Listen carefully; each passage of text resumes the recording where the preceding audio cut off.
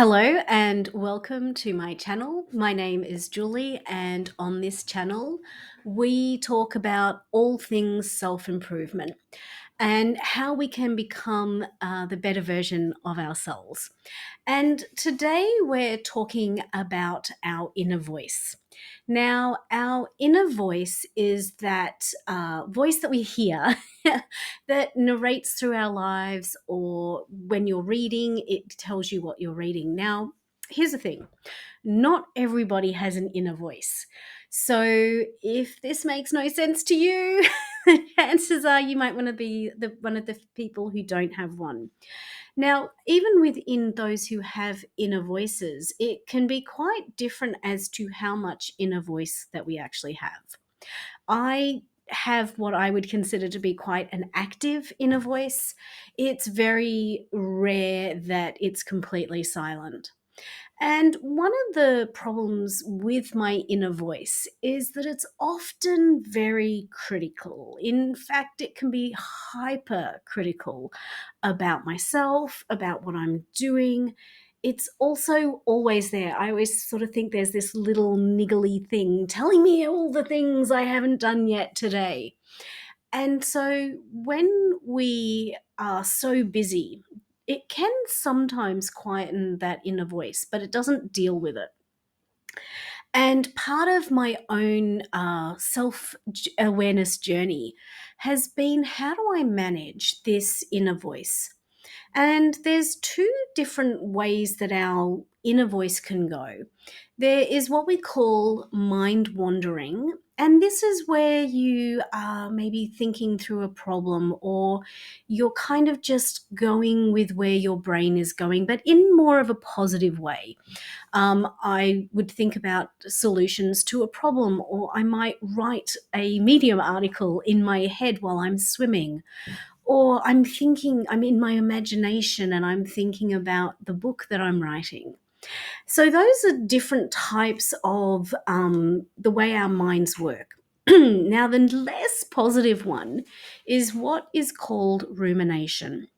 Now, rumination is where you get into more of a negative thought spiral.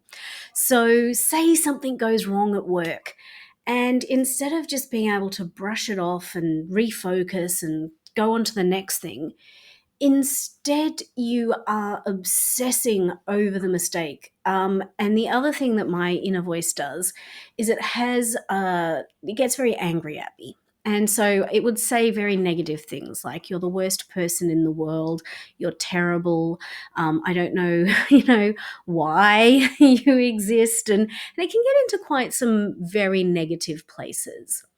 And so over the years, I have tried to work out ways to get a little bit of shush, to sort of reduce the yelling in my head. And recently, I discovered this. I've read a book called Stolen Focus, When You Can't Pay Attention, and it's by Johann Hari. And that was a really good book because it helped me think about what mind wandering was.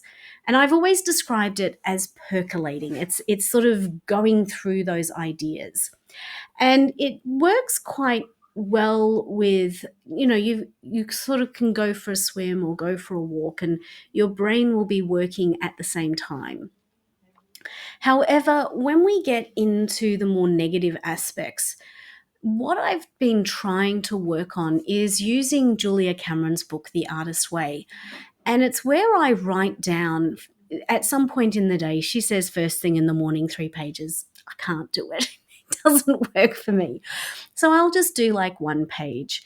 But it's really good for me to just get my ideas, everything that's bugging me, the stress that I have, and I write it all down. And what I find is that once I've written it down, it's then gone. And those chaotic thoughts are no longer weighing me down. I can focus then on my day ahead. And so I stopped doing the 3 pages because it was just taking too long in the morning. And what I realized was that my negative and my chaotic thoughts started to increase again. And I wasn't getting into the space of mind wandering, I was doing more rumination. So I restarted the morning practice. I do try to do it in the morning. Today I did it at lunchtime. It is what it is. I don't let it become a stress. And so I wrote my page, and what it does is it just is a download. I don't read, I very rarely read back through what I've written. And it allows those chaotic thoughts somewhere to go. So that is one thing that I've found personally helps me to do less rumination and do more of the mind wandering.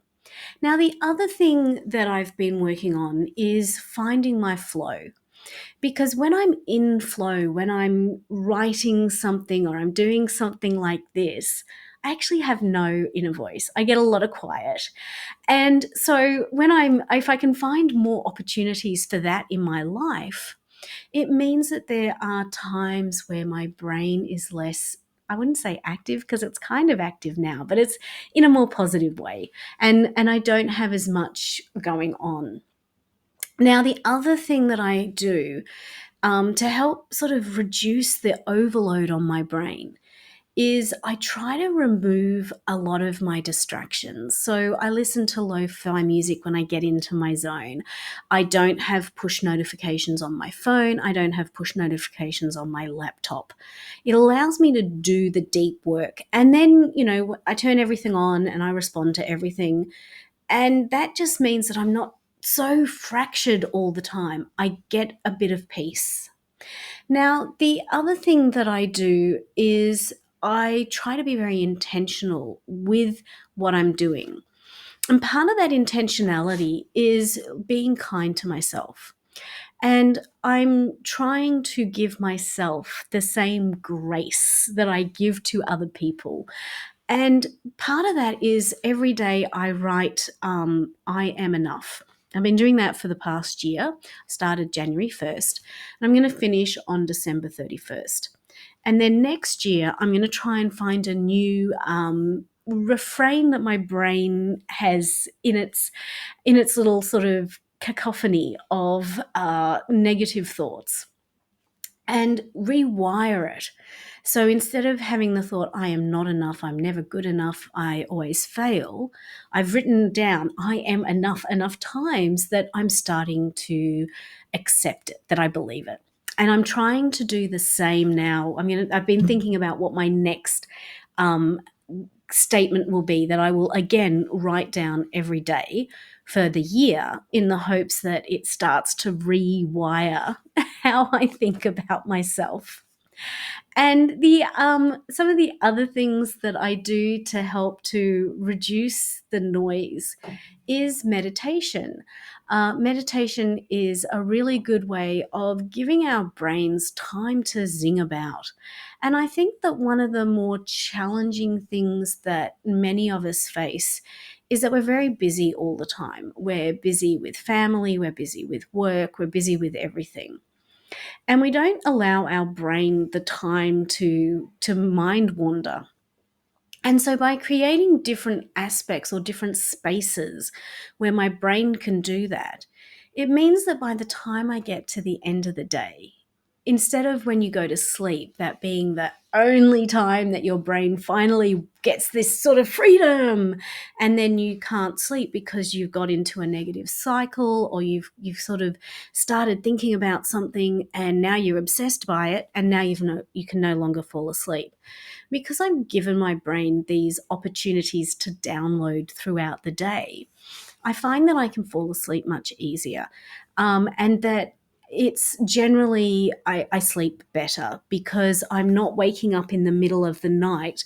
And this has happened where I'm worried about something, so my brain worries about it during the night to the point I will wake up and be going through Excel databases in my sleep. I will wake up practicing a presentation in my sleep. Um, and it's because there's been no space during the day to get this kind of respite from myself. So, those are all things that I've started to find help me to calm my inner voice, to channel it into more of mind wandering as opposed to rumination, and to be able to improve my own sleep as a result of doing that. So, as I said, this is what I've found work for me. It might not work for you. You might find other things. So, if there's something that you find particularly useful, or even if you try one of the things that I've suggested and it helps you. Now, the other thing is, it won't happen overnight. Like, you can't just write down your thoughts once and bang, it's done.